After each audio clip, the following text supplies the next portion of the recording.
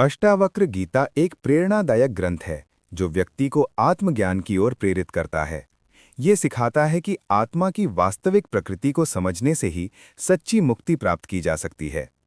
अष्टावक्र गीता की सरल और गूढ़ शिक्षाएं आज भी अध्ययन और अनुसरण करने योग्य हैं, क्योंकि ये आत्मज्ञान के शाश्वत सत्य को प्रकट करती हैं। इस ग्रंथ का अध्ययन व्यक्ति को जीवन और मृत्यु के बंधनों से मुक्त करने का मार्ग दिखाता है और उसे शाश्वत शांति और आनंद की ओर ले जाता है। अष्टावक्र गीता के श्लोकों में गागर में सागर भरने जैसा बताया गया है। लोकहित के लिए गीता बहुत ही महत्वपूर्ण ग्रंथ है, जिसे पढ़ना भी आवश्यक है।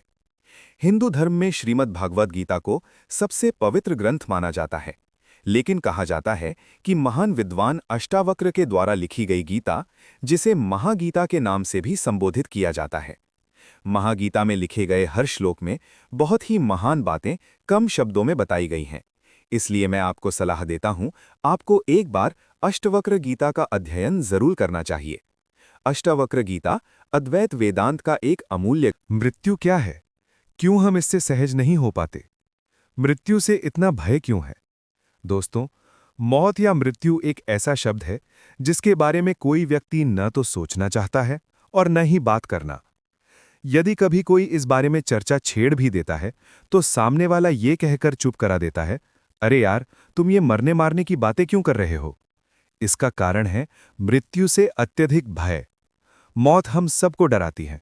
हम इसके बारे में सोचने से बचते हैं, बात करने से बचते हैं और इसे तब तक पहचानते भी नहीं जब तक कि हमारे किसी प्रिय के साथ ऐसा कुछ न हो जाए। मृत्यु से इतना भय क्यों है? वो क्या परिणाम है मृत्यु के जिससे हम बचना चाहते हैं? मृत्यु से भय का कारण क्या है? मृत्यु से भय का मुख्य कारण है मृत्यु को जीवन से पृथक कोई घटना मानना, जबकि मृत्यु तो सदैव जीवन के साथ बनी रहती है। ये तो जीवन में हर पल आपके साथ रहती है। ये अब इस पल में भी आपके साथ है और जब आप जीवन यापन के अन्य कार्यों में लगे रहते हैं तब भी। इस जहां में कोई भी मरना नहीं चाहता, क्योंकि किसी को अभी अपने व्यवसाय को ऊंचाइयों पर पहुंचाना है, किसी को अपने बेटे बेटी को सेटल करना है, किसी को अपनी पुस्तक पूरी करनी है, किसी को अभी अपना कोई अधूरा सपना पूरा करना है। कहने का तात्पर्य यह है कि वे पहले जीवन को समझना चाहते हैं, फिर वे मृत्यु को समझने की बात करते हैं।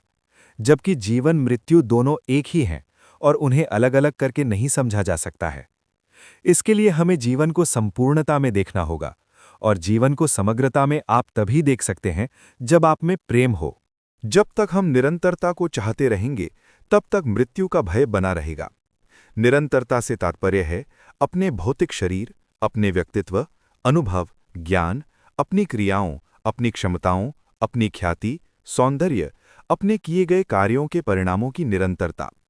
अर्थात व्यक्ति के अंदर का जो मैं है वो बने रहना चाहता है, कभी मरना नहीं चाहता। इस निरंतरता को बनाए रखने हेतु ही मनुष्य पुनर्जन्म जैसी अवधारणाएं गढ़ने लगता है, लेकिन फिर भी अनिश्चितता तो बनी ही रहती है। हमें डर है ज्ञात को खो देने का। ज्ञात के प्रति जितना हमारा मोह होता है, मृत्यु का भय उतना ही बढ़ जाता है।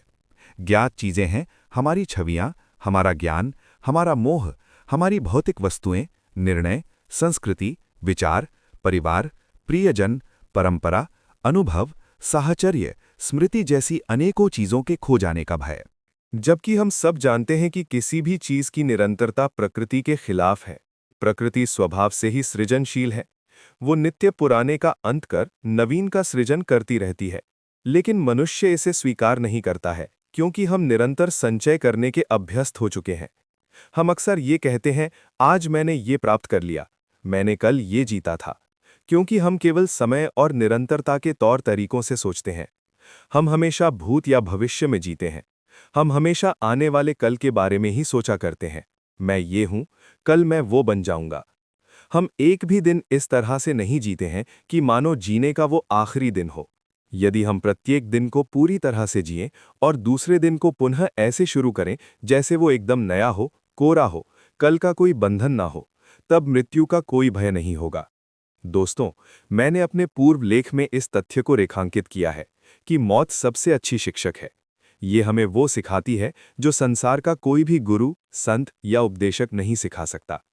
दूसरे तरीके से इसे देखें तो मौत वो रोशनी है जिसमें जीवन के सारे अर्थों को मापा जा सकता है। मौत के बिना सब कुछ महत्वहीन, हर अनुभव एक तरफा और हर मानदंड शून्य है। मौत की निश्चितता के सामने किसी भी डर या शर्मिंदगी का कोई भी मूल्य नहीं है।